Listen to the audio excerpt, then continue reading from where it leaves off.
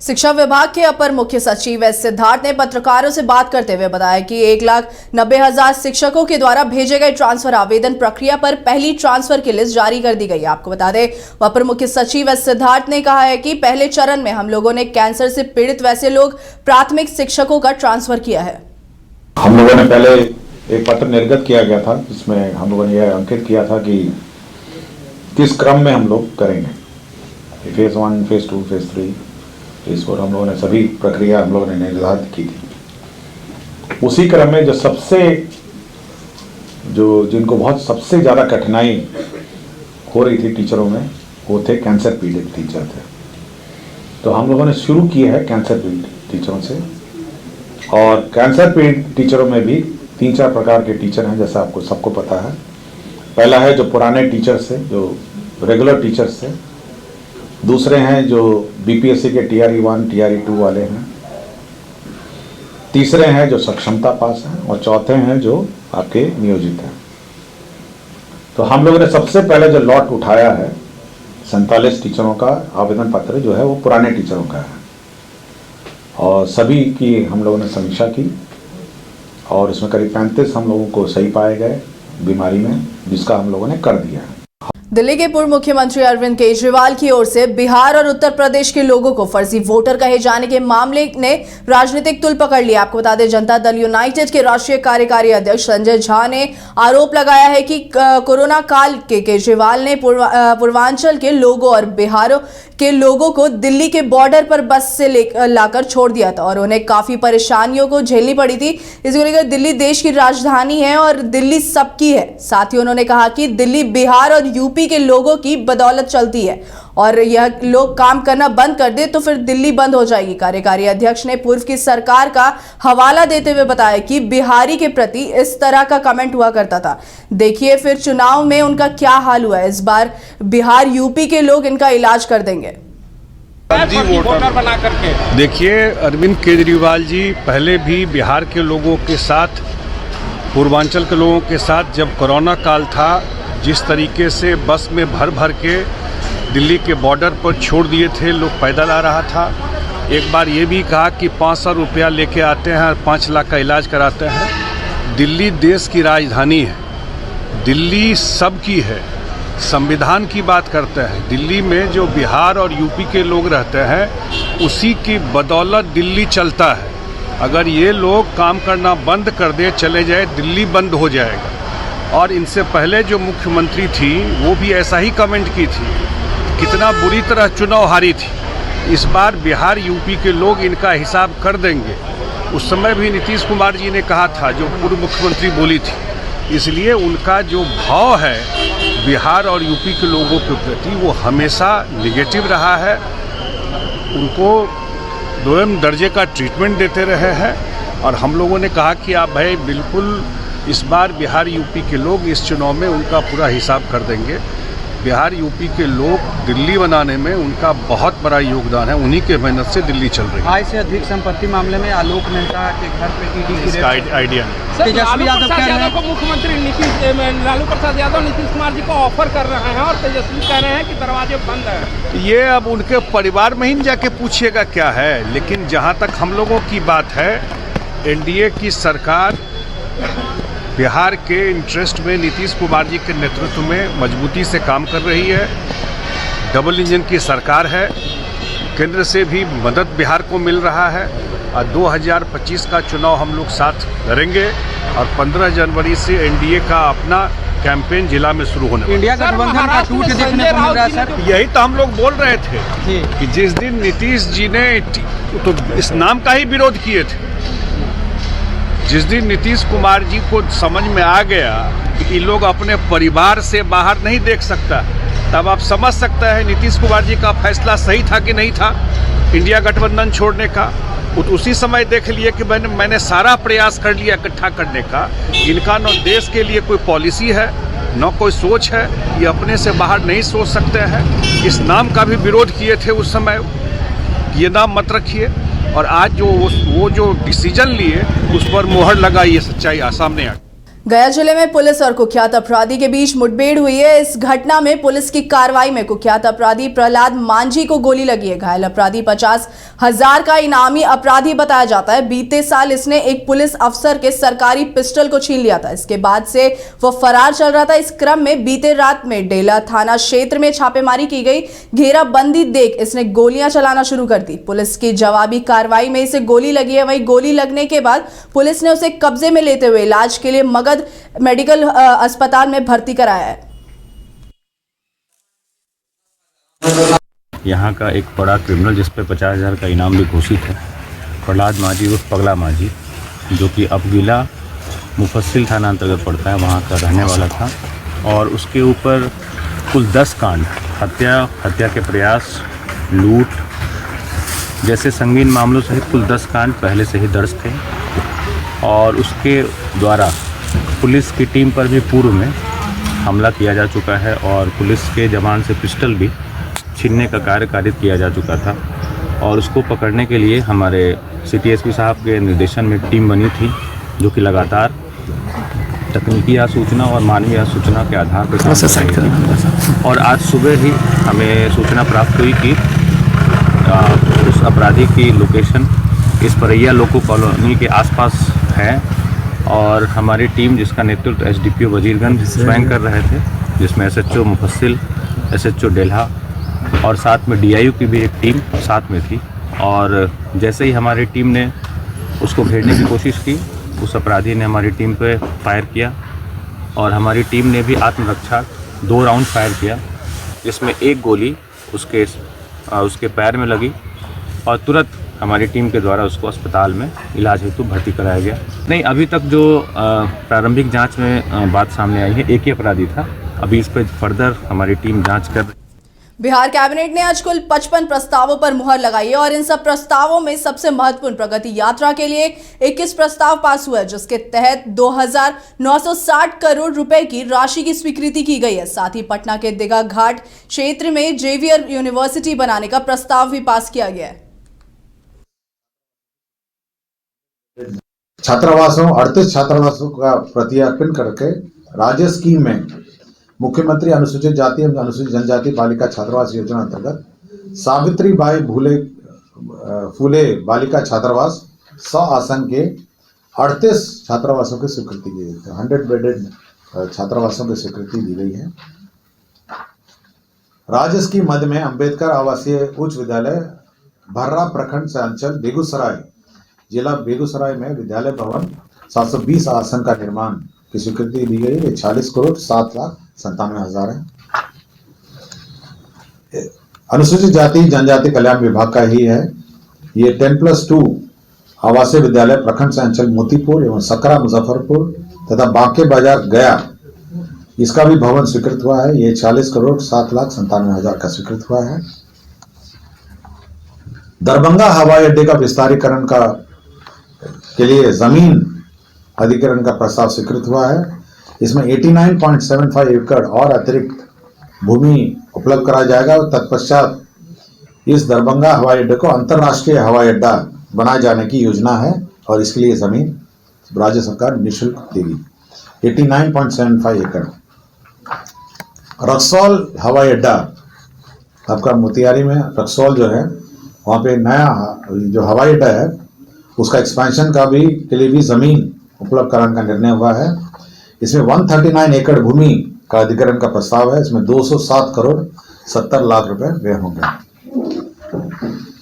राज्य योजना अंतर्गत पटना विश्व विधि महाविद्यालय जो लॉ यूनिवर्सिटी है, उसमें न्यू हॉस्टल होगा और पुराने हॉस्टल का जीर्णोद्धार कार्य होगा। इसमें 34 करोड़ 9,77,000 रुपए होंगे। तो लॉ कॉलेज का हॉस्टल का रिपेयर और नया हॉस्टल का निर्माण की स्वीकृति दी गई है। बिहार राज्य में अल्पसंख्यक आवासीय विद्यालय योजना अंतर्गत पूर्वी चंपारण मोतिहारी जिला अंतर्गत सुगौली में 560 आवासीय क्षमता वाला अल्पसंख्यक आवासीय विद्यालय का भवन निर्माण की स्वीकृति दी है। बिहार राज्य अल्पसंख्यक आवासीय विद्यालय योजना अंतर्गत सीवान जिला में जीरादेही अंचल अंतर्गत मौजा भौसा खाल में 560 आवासीय क्षमता का हॉस्टल निर्माण।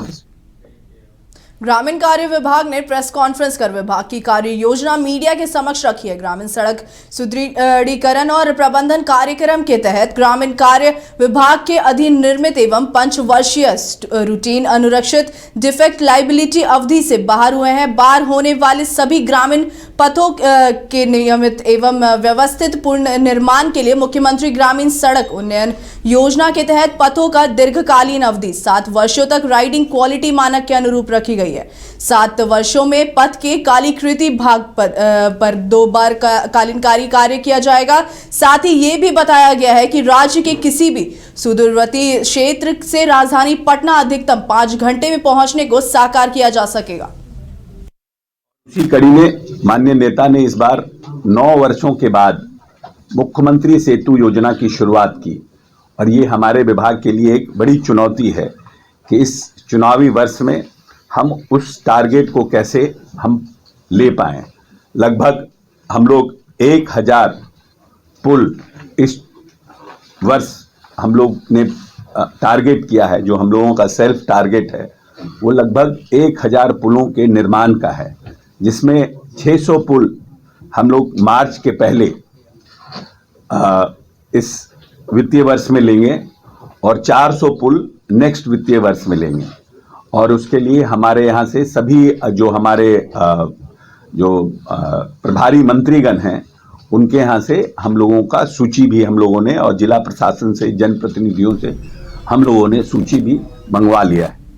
अपराध पर लगाम लगाने और अपराधियों के खिलाफ त्वरित कार्रवाई सुनिश्चित करने के उद्देश्य से महिला थाना परिसर में पुलिस नियंत्रण कक्ष का उद्घाटन किया गया। उद्घाटन एसपी शुभम आर्य ने किया है। उन्होंने कहा है कि शहर में सुरक्षा को और प्रभावी बनाने के लिए 128 सीसीटीवी कैमरे लगाए गए हैं। वहीं पुलिस नियंत्रण कक्ष से इन कैमरों की निगरानी की जाएगी। प्रशिक्षित पुलिसकर्मियों को नियंत्रण कक्ष में तैनात किया गया है, जो किसी भी घटना की सूचना वरीय अधिकारियों तक तत्काल पहुंचाएंगे। इस कदम से अपराधियों पर कार्रवाई में तेजी होगी। ये पुलिस कंट्रोल रूम यानी कि जीआरएल नियंत्रण कक्ष को आज उसका शुभारंभ किया गया है। इसमें कि तमाम तरीके की जो सुविधाएं हैं वो प्रोवाइड कराई गई है। इसमें हम लोगों को जैसे जो निर्देश प्राप्त हुआ था उसके तहत में हम लोगों ने वायरलेस कनेक्टिविटी जो है वो वायरलेस कनेक्शन जो है मैनपैक के साथ में वो हम लोगों ने यहाँ पे प्रोवाइड कराया है, जिससे कि सभी थानों से उनकी डे टू डे मॉनिटरिंग जो भी बेसिकली जो भी एक्सपेक्टेड होती है वो हम लोग लेते रहेंगे कंटिन्यूसली। इसके अलावा जो है टेलीफोन कनेक्शन भी दिया गया है और टेलीफोन कनेक्शन भी है वो आमजनों के लिए भी रहेगा, जिससे क्या है किसी को भी संपर्क करना है तो वो पुलिस कंट्रोल रूम में फ़ोन कर सकते हैं, जिसमें जहाँ से आगे की जो है वो न्यायोचित जो कार्रवाई होगी वो की जाएगी। इसके अलावा यहाँ पर 3 अन्य यूनिट जो हैं वो भी स्थापित की गई है, जिसमें कि सबसे पहले है जो सोशल मीडिया मॉनिटरिंग यूनिट, जिसमें कि 2 हमने जो है डेस्कटॉप जो प्रोवाइड किए हैं उसमें कंटिन्यूसली वहाँ पर बेसिकली एक व्यक्ति जो रहेंगे वो मॉनिटरिंग करते रहेंगे कि सोशल मीडिया में भी ऐसे खासकर ट्विटर और फेसबुक इंस्टाग्राम पे भी किस तरह की जो बात है या फिर अफवाह है वो चल रही है। अगर उस तरह से कुछ चल रहा है जिसका हमें तुरंत खंडन करना आवश्यक प्रतीत होता है या उसमें लगता है कि ये भ्रमात्मक चीज़ें हैं जिससे कि क्या है ना समाज में अस्थिरता फैल सकती है, तो उसको ध्यान में रखते हुए भी हम इसको मॉनिटरिंग करेंगे कंटिन्यूसली। और जैसे भी अगर आगे की जो कार्रवाई होनी चाहिए उसमें विधि सम्मत जो भी कार्रवाई हो जाए टेक डाउन करना होता है उसको हम करवाएंगे। नालंदा अस्थावा प्रखंड के डुमरावा गांव में भक्तों द्वारा खाटू श्याम का दरबार सजाया गया। फूल से श्रृंगार और 56 भोग लगाकर भक्ति भजन के साथ श्री श्याम का आवाहन किया गया। वहीं 3 घंटे तक चले सत्संग में भक्तों की उमड़ी भीड़। भक्तों ने एक से बढ़कर एक भजन प्रस्तुत किया। सत्संग में चर्चा करते हुए श्याम लाडला नीतीश कुमार उर्फ डब्लू ने खाटू श्याम के जीवन व कलयुग में उनके प्रभाव पर चर्चा भी किया। जीवन में किसी देवी देवता को मानने तो श्रद्धा से मन और चित्त अगर शांत है तभी अध्यात्म का महत्व होता है, क्योंकि सत्य लोगों के बीच ही सत्संग होता है।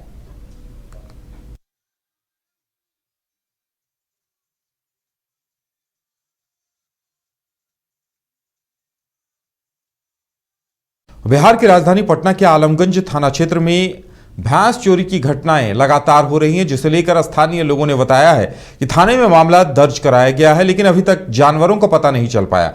पिकअप वाहन से जानवर चोरी की घटनाएं हो रही हैं और उसका नंबर सीसीटीवी फुटेज में भी कैद हुआ है। पिकअप वाहन की तलाशी लेने पर 6 जानवर उस पर नजर आए, जिसकी सूचना स्थानीय थाने को दी गई। लगातार इस तरह की चोरी की घटनाओं से स्थानीय लोग परेशान हैं। वहीं आलमगंज थाने का पुलिस पिकअप वाहन और एक युवक थाने के अधिकारी एक युवक को हिरासत में लेकर पूछताछ कर रहे हैं। वहीं स्थानीय लोगों में काफी आक्रोश है। अगर पुलिस इस मामले को जल्द निपटा नहीं पाती है तो आक्रोशित लोग आंदोलन करने पर बाध्य होंगे।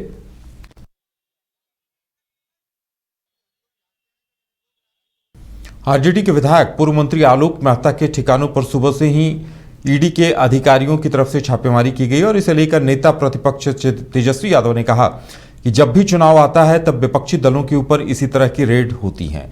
लोकसभा चुनाव से पहले जेडीयू के साथ हम लोग थे, उस वक्त जेडीयू के कई नेताओं के घर और रिश्तेदारों के यहां ईडी की रेड हुई थी, इसलिए यह सब चलते रहता है। वहीं तेजस्वी यादव केजरीवाल के बयान पर खुलकर बोलने से बचते हुए नजर आए। जिस दिन हम लोगों की सरकार बनी अरे भाई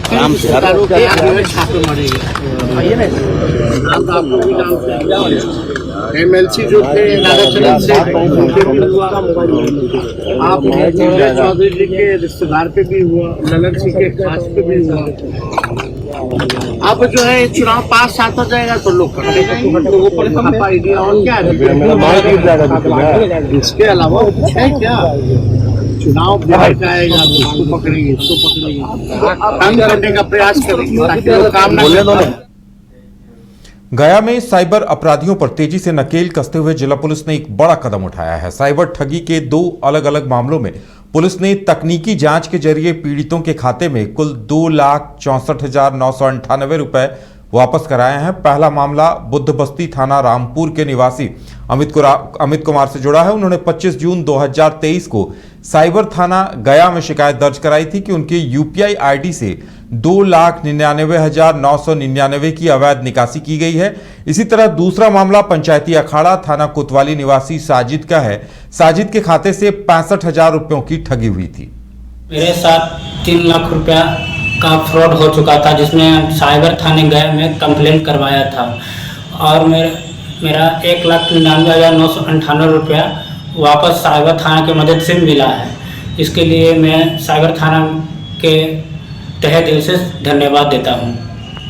मेरे खाता से 65,000 रुपया साइबर क्राइम के जरिए ठगी कर लिया गया था, जो गया साइबर थाना के मदद से मुझे प्राप्त हो गया। इसके लिए मैं साइबर क्राइम थाना का धन्यवाद देता हूं और आप। सासाराम में पिछले महीने 27 दिसंबर को हुए बादल सिंह हत्याकांड की जांच करने अपराध अनुसंधान विभाग की टीम सासाराम पहुंची। बता दें कि सासाराम के तात्कालिक यातायात डीएसपी आदिल बेलाल पर जन्मदिन मना रहे युवकों पर फायरिंग करने का आरोप है। इस दौरान गोली लगने से बादल सिंह नामक एक युवक की मौत हो गई थी। इस मामले को रोहतास पुलिस ने सीआईडी को सौंप दिया है। ऐसे में अपराध अनुसंधान विभाग की टीम इस पूरे मामले की जांच कर रही है और अपनी जांच शुरू कर दी है। बता दें कि इस मामले में 3 मुकदमे दर्ज किए गए हैं। पहला मुकदमा यातायात डीएसपी के अंगरक्षक चंद्रमौली नागिया ने दर्ज कराया है, जबकि दूसरी एफआईआर पुलिस ने दर्ज कराई है। वहीं तीसरी एफआईआर मृतक बादल सिंह के भाई ने दर्ज कराई है, जिसमें तात्कालिक यातायात डीएसपी आदिल बेलाल पर बादल सिंह की गोली मारकर हत्या का आरोप है। ऐसे में अब चूंकि पूरा मामला अपराध अनुसंधान विभाग को सौंप दिया गया है, ऐसे में सीआईडी ने अपनी जांच शुरू कर दी है।